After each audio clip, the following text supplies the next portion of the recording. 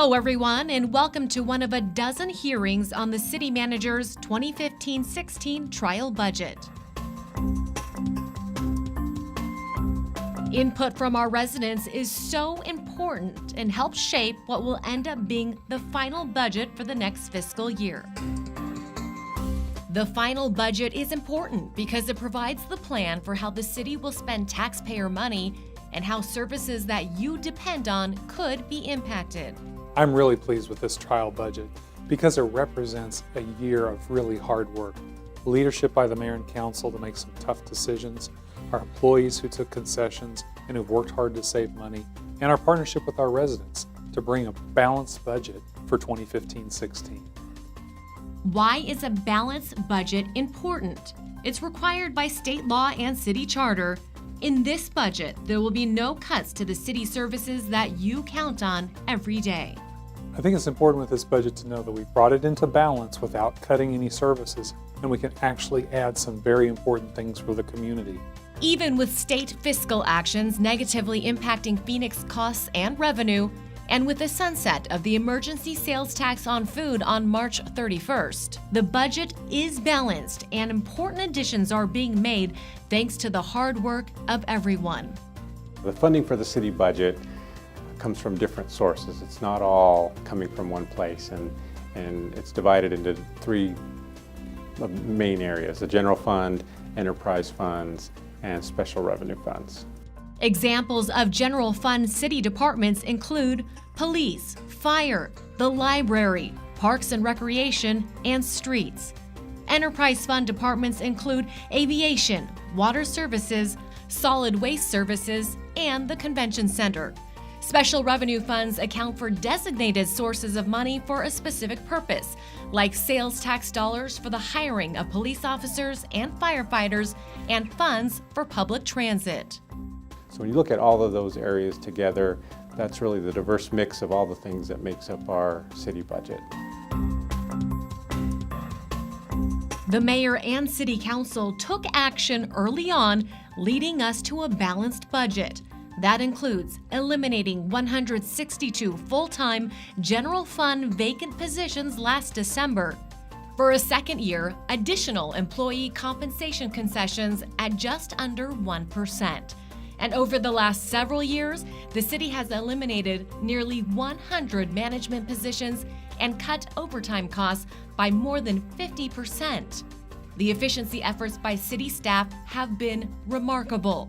The city is less than $2 million away from reaching its 2015 savings goal of $100 million over the past 5 years. The mayor and city council have also led reforms of the civilian pension system. In total, we can expect to see a savings of around $830 million over 2 decades, thanks to the actions already taken by the mayor and city council, along with the city pension board and voters. This will have a positive long-term impact on the budget, although there is still more work to be done. In addition, the zero-based budget review process, looking at every program, has led to $1.2 million in savings for 2015-16.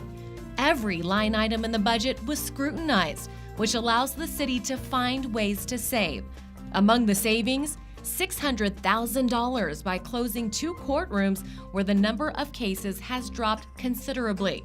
$225,000 saved in the finance department by relying more on technology and reducing postage costs for mailing monthly statements. $200,000 in street transportation by analyzing signage and determining which road signs are unnecessary to install, maintain, or produce. These are just a few of many ways that staff has found to improve efficiency. To see the full list of savings, check out the budget summary packet provided at these budget hearings and is also available on phoenix.gov.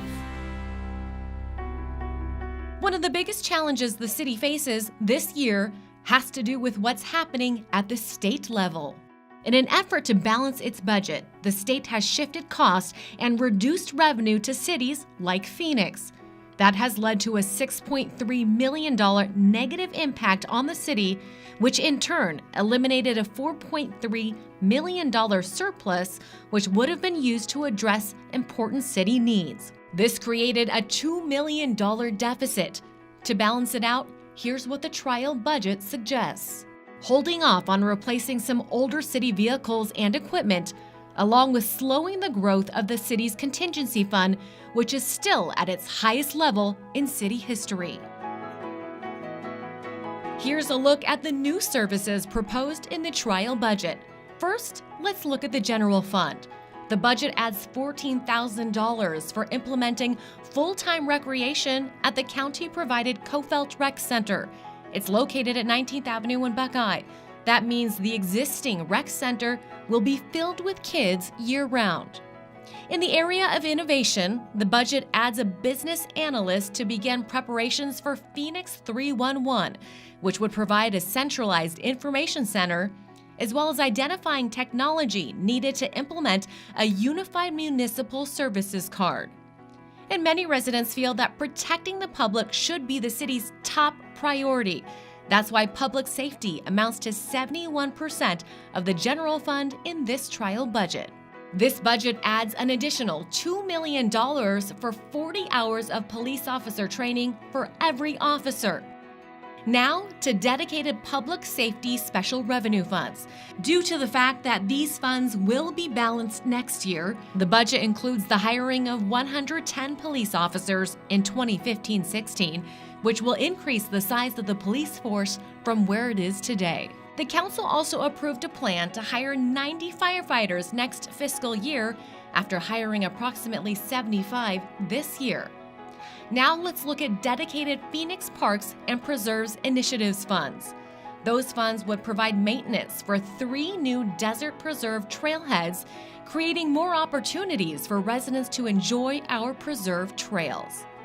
From the Development Services Funds, which is paid for by building permit and inspection fees, is this proposal, making for a better customer experience in planning and development services with improved technology and training and more staff to enhance the electronic plan review section and the front counter service.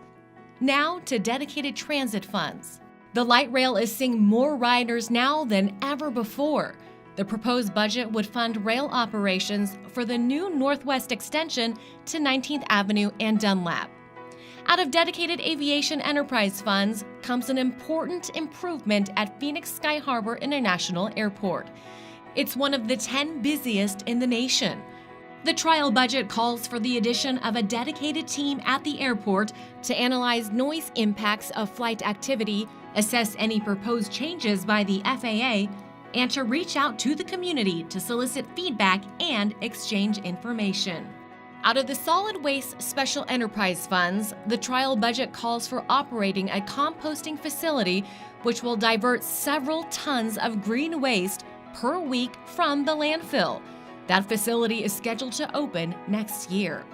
But the list of community needs continues. Among them, police body cameras, addressing homelessness, restoring library hours, after-school programs, support for arts programs, park maintenance, and street maintenance and street landscaping. Any budget requires trade-offs, and street landscaping is an example of that. It is important to keep our city beautiful and safe by making sure trees and shrubs along the roadways are maintained. Right now, that happens when residents make a report, but that could soon change. The council will soon vote on whether to bid for the service, which means the roadways would be regularly maintained 3 times a year.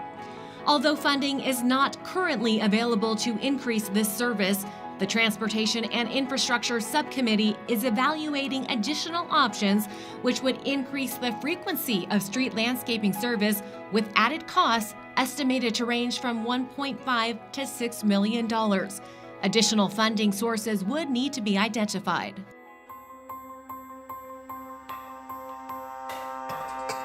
So the 2015-16 trial budget is really good news. We've balanced the budget with no cuts to services, and in fact, we've added some things that are important to the community. But we always want to be looking ahead, and so we have a 5-year plan. We forecast ahead, and we see that we have some issues to deal with after this year. One of the biggest challenges to the general fund, public safety pension costs. Much work has been done on the civilian side, controlled by the city, but the state-controlled system still faces challenges. This trial budget assumes phasing in added public safety pension costs over the next 3 years, allowing city services to be preserved.